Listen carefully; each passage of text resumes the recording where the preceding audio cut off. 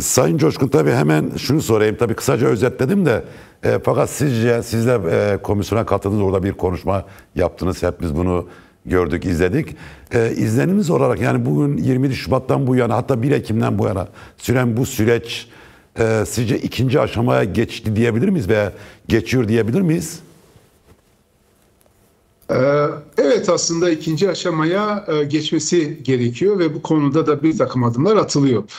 Meclis komisyonunun kurulması bu adımlardan bir tanesidir. Bu komisyona yüklenen farklı misyonlar var Cahit Bey. Bunlardan bir tanesi bu komisyonda farklı toplumsal kesimlerin sürece karşı olan tavırlarının kayda geçirilmesi.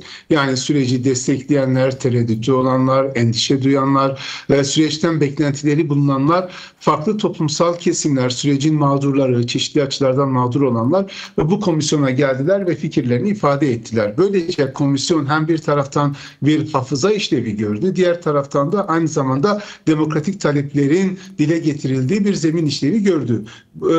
Bu sürecin toplumsallaştırılması Türkiye'nin genelinde bu konunun daha fazla tartışılması açısından faydalı oldu. İkinci bir beklenti, bu silah bırakma sürecine ilişkin komisyonun bir hukuki hazırlık yapması. Çünkü demin siz de özetlediniz, 27 Şubat'ta Öcalan bir açıklama yaptı. PKK daha sonra silah bıraktığını ilan etti, kendisini feshetti ve silahı terk ettiğini gösteren bir toplantıyı da Süleymaniye'de düzenledi. Ama bunların tamamı silahın tam anlamıyla devreden çıktığı manasına gelmiyor. Silahın devreden çıkabilmesi için entegre bir düşünceye, entegre bir hukuka ihtiyaç var. Yani PKK mensupların silah bırakmasını teşvik edecek, hızlandıracak bir silahsızlandırmayı, aynı zamanda onların eve dönmelerini sağlayacak olan bir hukuki altyapıyı ve toplumla entegrasyonlarını güçlendirecek olan bir hukuki altyapıyı gerektiriyor. Komisyondan beklenen bu. Böyle bir süreci yapması. Burada entegre derken neyi kastediyoruz? Yani insanların siyasi olarak özgürce örgütlenme haklarını, yani sadece bir hukuk, silah bırakma üzerinden bir hukuki süreç mi? Yoksa Kürt sorunun demokratik... Elbette onların yani geldiklerinde bu insanlar bir toplumun içerisinde nasıl yaşayacaklar? Hangi haklara sahip olacaklar? Siyaset yapma imkanları nasıl olacak? Bu konuda eğer bir takım düzenlemeler yapılacaksa bu düzenlemelerin sınırları neler olacak vesaire gibi. Bunların hepsinin net bir şekilde bu yasada belirtilmesi lazım. Ve bir de tabii Türkiye'nin acil çözüm bekleyen bir takım demokratikleşme problemleri var. Komisyonun bu demokratikleşme problemlerine ilişkin olarak da bir perspektif ortaya koyması gerekiyor. Yine açılışta siz belirttiniz, bugün Numan Kurtulmuş artık dinleme aşamasının sonuna geldiklerini ve bu demokratikleşme perspektifini de içeren güçlü bir raporu Meclis Genel Kurulu'na sunacaklarını ifade ediyor. Dolayısıyla sorunuza tekrar dönersek, evet, artık hukuki hazırlıkların yapılması, bunun mecliste ele alınması, görüşülmesi ve yasalaştırılması gereken bir süreçteyiz ki bu süreç daha hızlı ilerlesin, daha fazla bir ivme kazanabilsin. Peki yani bir toplumsal rıza üretildi mi yani şu ana kadar? Yani toplumun yani ezici çoğunluğu, evet böyle bir sorun var, bu sorunun demokratik ve barışçı olarak çözümü gerekiyor yönünde bir toplumsal rıza şu anda üretilmiş mi acaba? Veya var mı sizce? Evet, bu çok önemli bir soru ve çok da güzel bir soru. Şöyle Cahit Bey, bizim gerek kendi şahsi gözlemlerimiz, gerekse kamuoyunda yapılan araştırmalar, ciddi araştırma şirketlerinin yayınladığı raporlar bize burada ikili bir ruh halinin olduğunu gösteriyor. Birincisi, toplumun 2/3'ünden fazlası bu meselenin hukuk yoluyla çözülmesi, siyaset kanalıyla çözülmesine ciddi bir destek veriyor. Yani bu süreci destekliyor musunuz diye insanlara sorduğumuzda insanlar evet bu süreci destekliyoruz. Yani PKK'nın silah bırakmasını da aynı zamanda bu sürecin hukuk ve siyaset mekanizmalarıyla çözülmesini destekliyoruz. Peki siz bu sürecin başarıya ulaşacağına inanıyor musunuz? Başarıya ulaşacağına güveniyor musunuz diye sorduğumuzda ise orada bu inanç oranı, güven oranı son derece düşük çıkıyor. Neden kaynaklanıyor bu? Bu neden kaynaklanıyor? Çünkü Evet. 3 nedenden kaynaklanıyor araştırmalarımıza gösterdiği. Bir devlete güvensizlik var. Yani devlet bu konuda belirli adımları atmaz diyen bir kesim var. 2, PKK'ye güvensizlik var. PKK asla silah bırakmaz diyen bir kesim var. Ve üçüncüsü geçmiş çözüm süreçlerinin yaratmış olduğu bir travma var. Hatırlayacaksınız 2013-2015 çözüm sürecinde de insanlar bu sürece çok büyük bir umut bağlamışlardı. Ama süreç çöktükten sonra hem hukuki hem siyasi hem iktisadi anlamda insanlar çok zor günlerden geçtiler ve dolayısıyla onun yarattığı bir tahribat var. Şimdi buradaki temel sorun şu: o zaman insanlar bu süreci destekliyorsa fakat yeterince güven duymuyorsa biz bu güveni nasıl sağlayacağız? Bu güven nasıl inşa edilecek? Bir soru daha sorayım bu konuya ilişkin. En temel problem bu. Evet. Bir soru daha sormak istiyorum bu konuya ilişkin çünkü önemli buluyorum.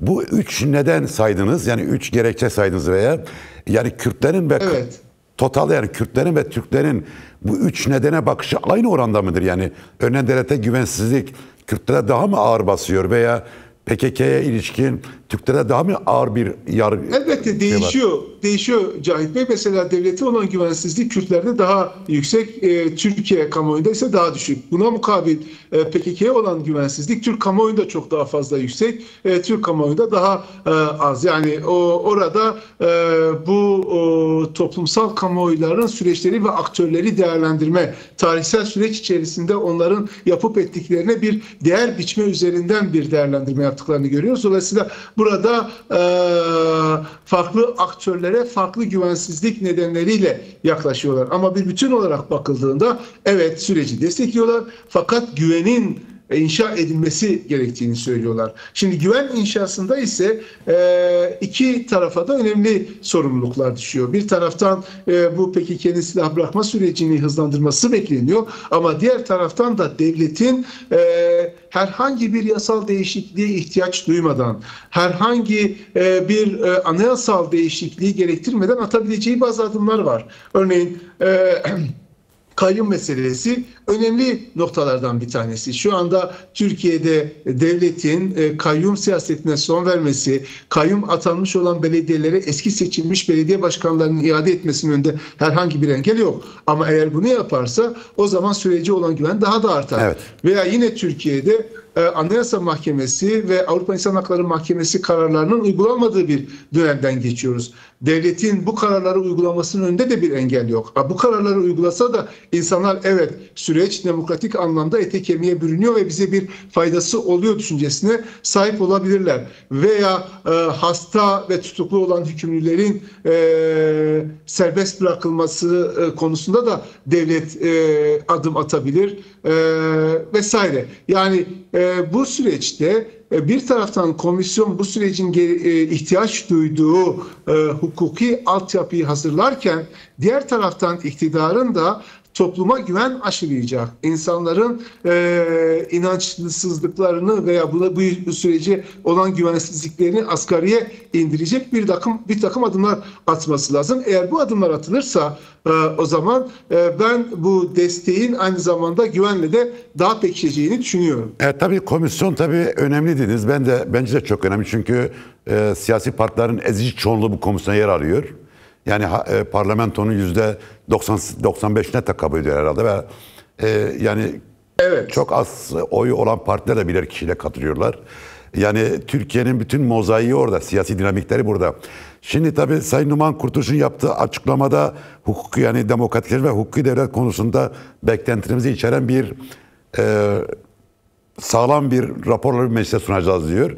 Buradan baktığımız zaman komisyonun tarih sorumluluğu burada bitiyor mu, yoksa yani bu rapor mecliste sizce hayat bulur mu? Yani bu 12 toplantı sonrası elde edilen bilgiler, talepler, dinlenenler, yaşanan acıların sonlandırılması, sunulan rapor mecliste sizce bir karşılık bulacak mı? Burada esas zorluk nereden kaynaklanıyor? Evet, şimdi aslında tabii komisyonun teşekkülüne baktığınızda komisyonun önerilerinin meclis tarafından ezici bir çoğunlukla kabul edilmesini beklersiniz. Çünkü sizin de ifade ettiğiniz gibi İYİ Parti dışında Türkiye Büyük Millet Meclisi'nde grubu olsun ya da olmasın temsil edilen bütün partiler komisyonun içerisinde yer aldılar. Bu hem Kürt meselesinin çok önemli olduğunu kabul etmeleri hem de bu meselenin çözümüne katkıda bulunmak istediklerini göstermesi açısından önemli. Dolayısıyla komisyonun gerek silah bırakma süreciyle ilişkin olarak hazırlayacağı yasal çerçeve ve gerekse demokratikleşme perspektifine uygun olarak hazırlayacağı raporun mecliste ciddi bir şekilde kabul edilmesi beklenebilir. Ben burada ikili bir ayrıma gitmenin daha doğru olduğunu düşünüyorum. Kanaatimce komisyonun silah bırakma sürecine ilişkin olarak hazırlayacağı yasal çerçevenin mecliste daha büyük bir oranda kabul edilme ihtimali var. Yani çünkü bütün partiler orada ve bunun artık bir devlet siyaseti olduğu, bir devlet politikası olduğu bütün aktörler tarafından dile getiriliyor. Dolayısıyla bunu dikkate alarak siyasal partilerin o silahsızlandırma sürecini hızlandırmak isteyeceklerini düşünüyorum. Siz de takip ediyorsunuzdur. Bütün aktörler yani Bahçeli, Erdoğan, Kurtulmuş hepsi zamanlamanın çok önemli olduğunu söylüyorlar ve kısa süre içerisinde yol almak gerektiğini belirtiyorlar. Yol almayı sağlayacak olan bu silahsızlandırma süreci. Ama geride kalan demokratikleşme sürecine ilişkin bence Türkiye daha uzunca bir süre bunları tartışacak. Çünkü o demokratikleşme taleplerinin yerine gelmesi aynı zamanda bir anayasa değişikliğini de gerektiriyor. Mesela Kürtlerin bazı talepleri var. Ana dillerini eğitimde başta olmak üzere işte kamusal hayatın bütün alanlarında kullanmak veya vatandaşlığın daha kapsayıcı bir şekilde tanımlanması, eşitlikçi ve kapsayıcı bir anayasal vatandaşlık anlayışının geliştirilmesi veya yerel yönetimlerin daha fazla etkilendirilmesi. Şimdi bu 3 maddede anayasa değişikliğini gerektiren maddeler. Dolayısıyla hani bunlar zannediyorum daha geniş siyasi patikalarda daha yoğun siyasal tartışmalara sebebiyet verecek. Ama silahsızlandırma konusunda eve dönüş yasası veya toplumsal mutabakat yasası artık adı ne şekilde konulursa konulsun o yasa konusunda daha hızlı mesafe alınabileceğini tahmin ediyorum. Peki burada bir paradoks yaşanıyor mu? Yani mevcut durumda Türkiye tabii demokratik alan çok daralmış durumda. Siz daha yakinen izliyorsunuz, biliyorsunuz, yaşıyorsunuz. İşte kayyumlardan CHP yönelik operasyonlara kadar bir hukuki keşmekeş de yaşanıyor. Bir daralma söz konusu. Bu demokratik alanın daralması süreci size riske sokuyor mu? Ve de sürecin daha hızlı ilerlemesinin önünde bir engel teşkil ediyor mu? Yani bu demokratik alan genişlediği oranda süreç daha mı rahat ilerler sizce? Yani hiç kuşkusuz demokratik alan genişlediğinde süreç çok daha rahat ilerler. Sürece yönelik olan endişe ve kaygılar azalır, itirazlar söner, daha fazla toplumsal destek alır o anlamda. Ama Türkiye siyasetinde biliyorsunuz son derece kutuplaşmış bir siyasal hayat var ve kutuplaşmış siyasal hayat içerisinde bu süreci yürütmekte ciddi bir çaba sarf ediyor. Şimdi elbette ciddi problemler yaratıyor. Mesela iktidarın özellikle CHP'ye karşı uygulamış olduğu siyaset yani onu mahkemeler eliyle bir şekilde kıskaca alma siyaseti örneğin CHP tabanının bu sürece yeteri kadar destek vermesini engelleyen en önemli unsurlardan bir tanesini oluşturuyor. Yani genelde CHP'ye yakın medyaya, CHP'ye yakın akademisyenlere, CHP'ye yakın kanaat önderlerine baktığınızda ileri sürdükleri temel tezlerden bir tanesi şu: İktidar bizi her yönüyle boğmaya çalışırken biz iktidarın başlattığı bir projenin parçası niye olalım? Bunun üzerinden bir sürece karşılıklı... Ama buna rağmen CHP yönetim masadan kalkmamayı tercih ediyor. Evet, bence çok da doğru yaptılar. Yani bu tabanlarındaki bu aksi seslere rağmen hem Özgür Özel hem Ekrem İmamoğlu bu sürecin içerisinde yer almak gerektiği kanaatini belirttiler. Bu iki açıdan doğruydu Cahit Bey. Bir taraftan bir kere CHP'nin özellikle son seçimlerde yani gerek Cumhurbaşkanlığı seçimlerinde gerekse de Büyükşehir Belediye Başkanlığı seçimlerinde özellikle Türkiye'nin batısındaki şehirlerde yapılan seçimlerde Kürt seçmenin desteğini çok yoğun bir şekilde aldı. Şimdi Kürt meselesinin çözülmesi Kürt seçmeninin çok önem verdiği bir konu. CHP eğer bu sürecin içerisinde yer almasaydı, masadan oturmaktan imtina etseydi o zaman Kürt seçmenle CHP arasında ciddi bir mesafe açılabilirdi. Bu önemli bir problem. Bir diğeri şimdi Kürt meselesi Türkiye'de en önemli sorunu. Yani diğer sorunların hepsi bir şekilde Kürt meselesine bağlanıyor. Birkaç defa daha ifade ettim. Yani Kürt meselesi Türkiye'de rejimin karakterini belirleyen gereken sorun. Çünkü Kürt meselesindeki atılacak olan herhangi bir adım hem Kürtleri hem de daha sonra toplumun diğer kesimlerini şu veya bu şekilde etkiliyor. Türkiye'nin en önemli meselesi konusunda ana muhalefet partisinin, işte iktidara namzet olan bir partinin masada yer almaması düşünülemez.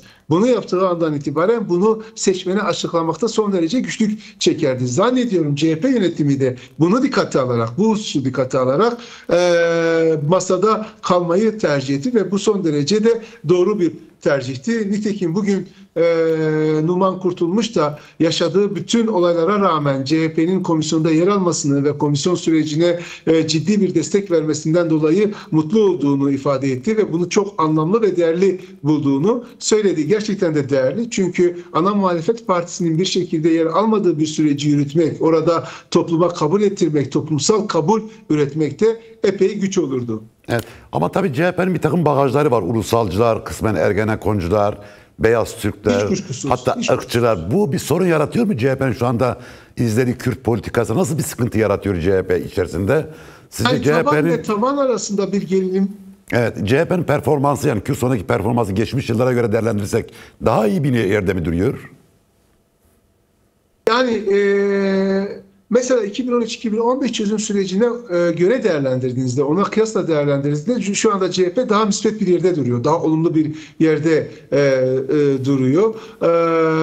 Sürecin içerisindeki önemli bir fonksiyon ifade eden komisyonda yer alıyor ve sürece dair görüşlerini dile getiriyor. Yine CHP'nin önde gelen aktörleri Özgür Özel ve Ekrem İmamoğlu her vesileyle kendileri hukuksuzluğa maruz kalsalar da sürecin desteklenmesi gerektiğini ifade ediyorlar. Buradaki en önemli farklılık şu: geçmiş dönemde CHP iktidara karşıtlığını sürece karşıtlık haline dönüştürüyordu. Yani evet, iktidara karşıt olduğu gibi sürece de karşıttı. Ama şu anda iktidara olan karşıtlığını en yüksek tonda dile getiriyor, en yüksek dozda bunu ifade ediyor ama bunun yanında sürece karşıtlık yapmıyor.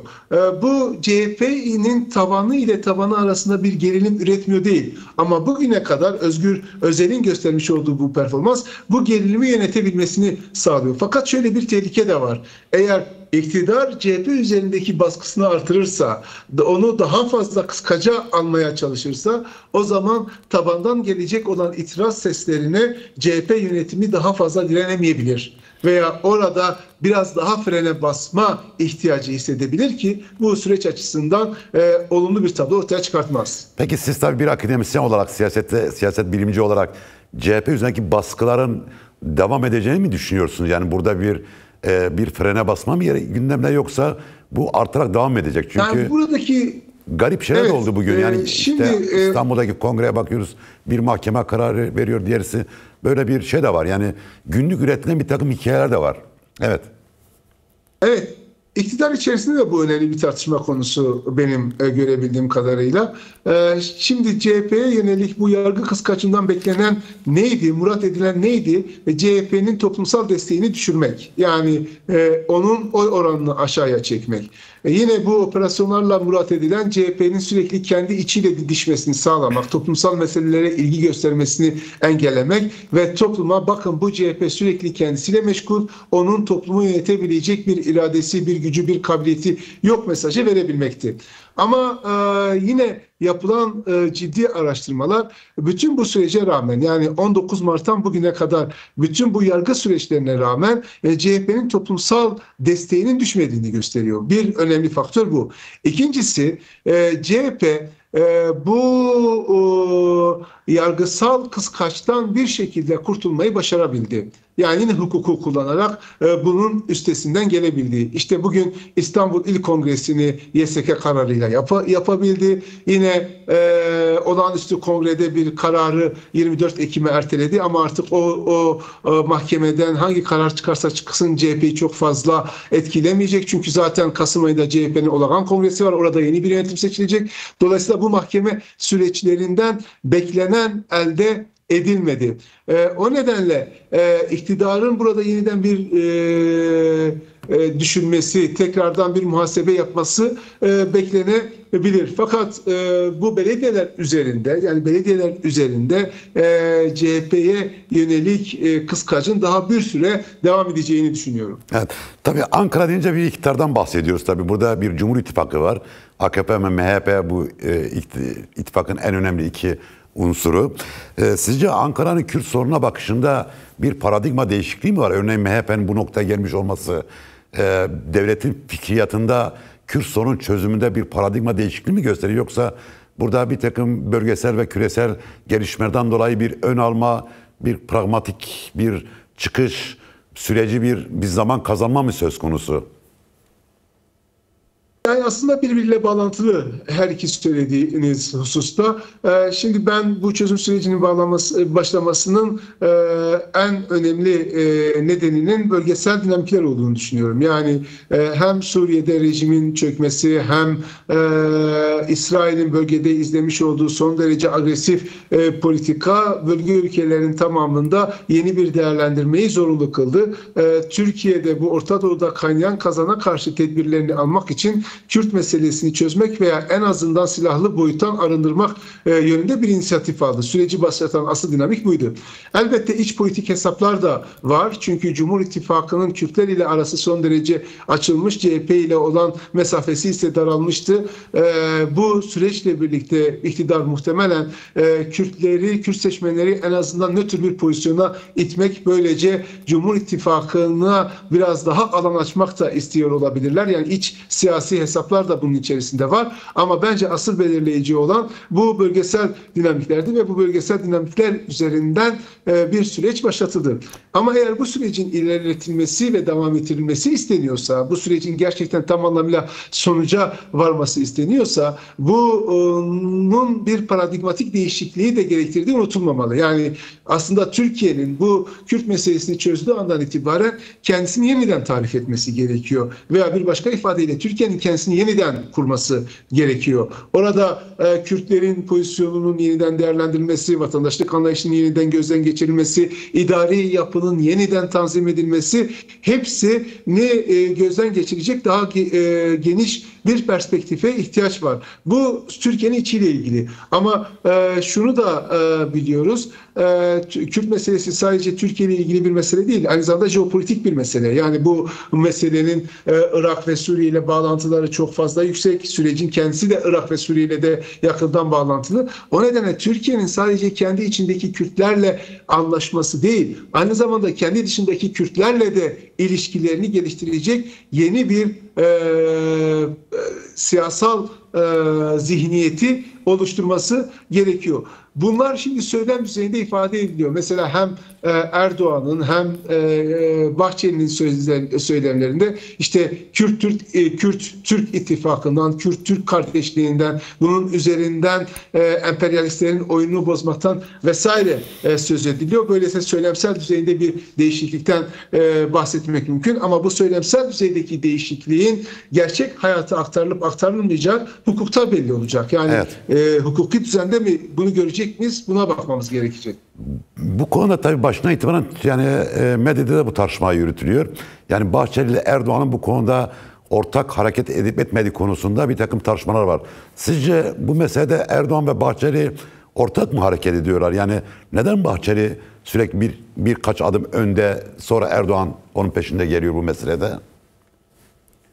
Şimdi Cahit Bey, kamuoyunda da bu konuda çok tartışma yapılıyor. Birçok tevatür de üretiliyor. Hatta bu sürecin Erdoğan'a rağmen başlatıldığı söyleniyor. Bahçeli'nin zorlamasıyla devam ettirildiği ifade ediliyor. Ben bu kadar keskin bir ayrım olduğu kanaatinde değilim. Yani Kürt meselesi gibi bir meselede iktidarın iki ortağı arasında birbirlerinin ayaklarına çelme takacak, birbirlerini tökezletecek kadar derin bir ayrılığın olması düşünülemez. Ama iki ortak arasında bir yaklaşım farkının olduğunu söylerseniz buna kesinlikle katılırım. Yani Bahçeli biraz daha hız yapmak istiyor. Erdoğan ise biraz daha ayağı frende gitmek istiyor. Bunun da çeşitli sebepleri var zannımca. Bunlardan bir tanesi AK Parti bir kitle partisi. Yani atacağı adımların kendi kitlesinde herhangi bir daralmaya yol açmamasını özellikle istiyor. İkincisi, AK Parti aynı zamanda iktidarda kalmayı da istiyor. Yani hem bu çözüm sürecini yürütmek hem de iktidarını korumayı istiyor. Bir de geçmiş çözüm sürecinden edinmiş olduğu bir takım izlenimler var. O nedenle tereddütlü bir şekilde yaklaşıyor. Ama bu yaklaşım farkı iki ortak arasında mutlak bir karşıtlığın olduğu anlamına gelmez. Eğer Erdoğan'ın mutlak bir karşıtlığı olsaydı bugüne kadar atılmış olan bir takım adımların atılması da mümkün olmazdı. Yani işte bu komisyonun kurulmasından tutun heyetlerin İmralı'ya gidip gelmesine kadar. Burada bir devletin, iktidarın bir topyekün stratejisi var ama bu strateji içerisinde her bir aktörün farklı bir şekilde davrandıklarını veya birbirinden farklı hassasiyetlerle hareket ettiğini görebiliyoruz.